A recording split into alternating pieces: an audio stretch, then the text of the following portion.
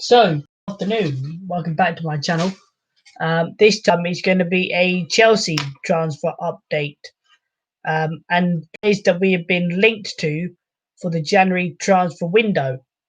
Um, Now, this could be one of two. Now, this could be players that we are looking at, and are realistic chances of getting those players into the club in the January transfer window. Um, and whether they will come into the club in January. Now, I will go through some of the names are being that are being given around by Chelsea. I will credit Football London for this as well. I will look at some of the names, whether I feel like they are realistic chances of us buying those players, or whether they're just names coming up. So let's get into who we are being linked to. So one of the players we were already linked to throughout the summer was Declan Rice. Now Chelsea were going to go in and buy Declan Rice for I think about 85 million um, in the summer, and I think that the move didn't materialise. But on the plus side for Chelsea, he is very good friends with Mason Mount as well, which could have an influence on Frank Lampard to maybe be, you know, maybe give the idea of buying into Declan Rice, because we do need a bit of a midfielder like Declan Rice, and I'm sure that because he's British, no doubt West Ham will slap the price tag even higher. So Chelsea might go and activate that in January. Who knows? We'll have to wait and see um, whether that is going to materialise, or whether Chelsea will not go in for Declan Rice in the January transfer window, which is renowned for not really buying players at all. And because we spent so much money in the transfer window already, we might not really want to go and spend any more money on players, in just in case we don't have enough, or we can't register some of the other players, like Olivier Giroud, Michy Batshuayi. They're all being linked with moves away from Chelsea because Olivier Giroud wants to play, but because of Timo Werner being at the club now, he can't get much of a game. Maybe an impact sub, as Frank likes to say, he's an impact sub. He's that of Olivier Giroud. So that's another way that we could maybe free up some money to go and get players. The next player we're being linked to is David Alaba. Now, David Alaba, probably not for me because of his age. He's I think 28, 29 he is. So probably on his last sort of contract, year or so contract. So we don't really want to be, yes, we've got Thiago Silva, who's 30, 31, I think, but we don't want to keep buying, like, we don't want, well, personally, I don't think David Alaba will come into Chelsea because of his age. And we probably don't need someone like David Alaba, to be honest with you. We've got so many good players already. I don't see why we need another one like David Alaba to come into the club. Now, this guy I've never heard of this guy. Um, which is Matthew Bondswell. Never heard of him, so I'm not going to even attempt that I know anything about this guy. Um, he's an 18-year-old on loan with FC Dortmund, plays for RB Leipzig after signing from Nottingham Forest in 2018. He's been due the next English talent to make a breakthrough in Germany, having regularly featured for the England youth teams. Now, you could also say that's another genius move. He's almost like another Jadon Sancho, because Jadon Sancho left Manchester City's youth academy because he knew that he wasn't going to get any games at Manchester City. So he went to Borussia Dortmund, and is now killing it in Germany. And Manchester United were going in with a £190 million bid for him over the summer, and they didn't actually get Jadon Sancho, although he was tweeting all summer that the deal was done, personal terms had already been agreed, and that wasn't a problem. Man United were just weren't willing to pay the money for Jadon Sancho, and I'm not sure whether Chelsea are going to go and get this kid if he's on loan, because he'll probably go straight into our under 21s, and we'll probably never see him play in the first team for Chelsea. So I don't think that will happen unless Frank Lampard or whoever is in charge, Maria Kotrovic, I think it is, it feels like this is the type of player that we need, or whether we just put this guy into our under 21s for the rest of the season. And then he can make his way through the academy, maybe in a couple of years when he's 2021, come into the first team. But I think it's not, I don't think he's a player ready for now, because I don't think he'll ever get into this squad that he's already playing under Frank already, just purely because of the talent on show. And it'd be very difficult for anyone to, I feel personally, get into this squad at the moment. Um, and I feel like there's a ban on under 18 players being signed in January because of Brexit and whatnot. So I feel like that's another complication where we can't really go and buy players in January. I'm not sure what the rules are for buying players in January, because we come out of the EU on January the 1st. So the next player we're going to look at is Joe Jimenez. Again, um, he is the Atletico midfielder.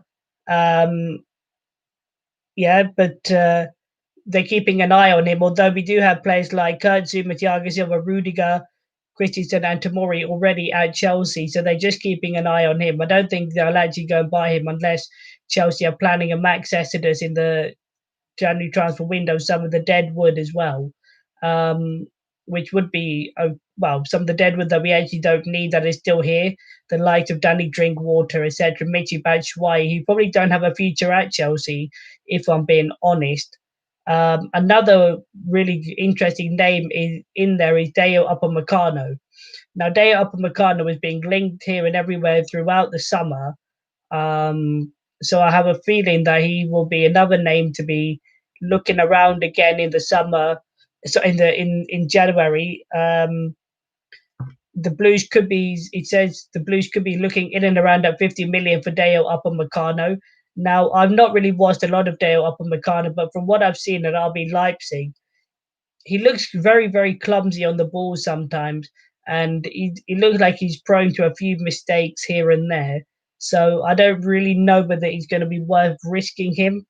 Um, whether we're going to actually go out and buy all these players and whatnot. So I don't know. I don't think it will be worth risking when we already have a solid partnership of Thiago Silva, Cesar Aguero, Ben Chilwell, and at the moment Rudiger as well, because Zuma can't get in the squad. Zuma and Rudiger to some point when Thiago Silva can't play.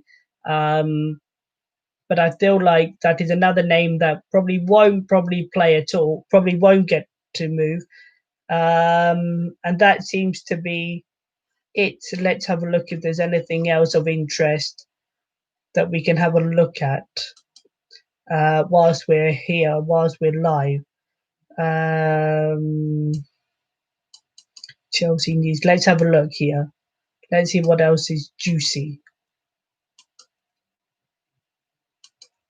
Chelsea news, and I am reading this as well. Let's have a look. Champions League. Here we go. We'll have a look at it. We'll have a look at this as well. So Chilwell. So this is all the injuries and updates ahead of tonight's game against Seville. And if you haven't watched my other video, go and watch that video. So Chilwell, Pulisic, Gilmore, Chelsea injuries and updates ahead of tonight's game. So Chelsea, Mr. Yeah, okay. So we don't need to read all of that.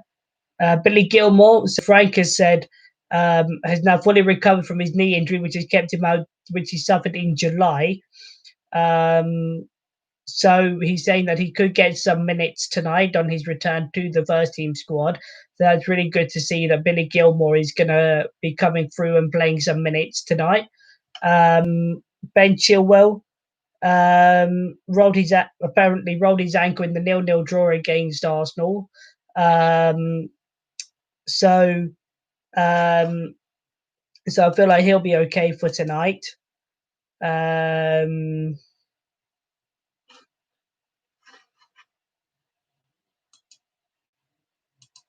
Let's have a look at Kai Havertz is back, obviously after testing positive for COVID, so he's back in the squad. He played the other night against Who did we play? Uh, Rennes, where we won 2-1 thanks to Olivier Giroud. So that's fine. So he'll be back playing, obviously. And that seems to be it. And Hakim Ziyech as well, um, his first start. So yeah, Kai Havertz. So Kai Havertz could be back as well. What else is there? Let's have a little look. What else? Let's see what else there is juicy whilst we're on the live. Let's have a look here.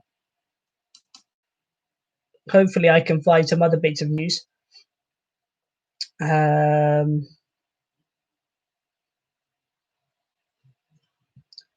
We already know about Billy Gilmore. Frank Lampard gives issues and VAR decisions. Let's have a little look at this. So Seville dealt double injury blow. Who's injured? Oh, that was the Seville players. Frank Lampard issues Billy Gilmore. We know that Billy Gilmore will play tonight. So that is it. Olivier Giroud. Yeah, so that's it for that is that. So hopefully it looks all very well positive that we're going to get some of our players back as well for tonight's game as well, which is really, really, really important for us. This is a really important game as well. Top of the table clash between us and Seville, vying for the Champions League, um, top of the group spot for the next round. And I hope that we can go on and win. I do predict Chelsea to win the game, obviously.